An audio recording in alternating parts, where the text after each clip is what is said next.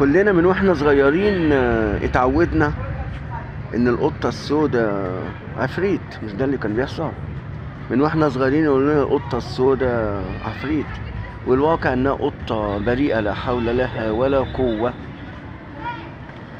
نفس النمط السادة المدرسين اتعودنا كلنا. انا نفسي احمد جلال اهوت، وانا صغير كان نفسي اطلع مدرس لغة انجليزية. وكان لما زمايلي يقولوا لي عايز تطلع مدرس ليه، كنت اقول لهم علشان اضرب العيال. ده اللي كان بيحصل.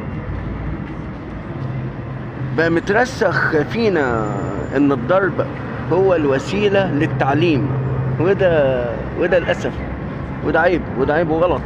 النهارده انا كنت براقب اعدادية في مادة الدراسات الاجتماعية.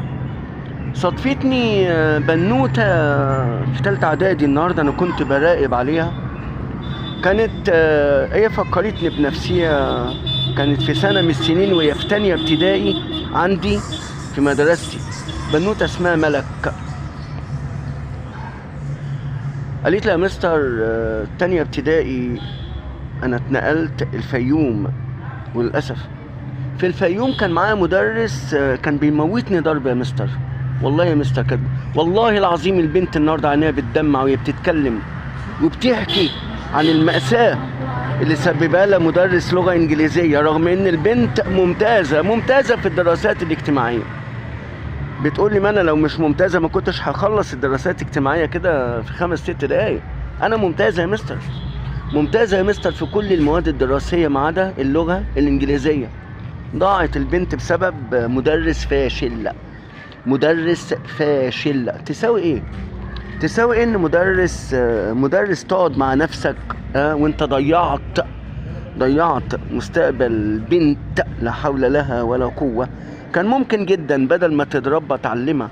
ايوه علمها يا اخي. احنا السادة المدرسين وانا منكم ما بناخدش مرتباتنا علشان نضرب ولاد الناس وبنات الناس.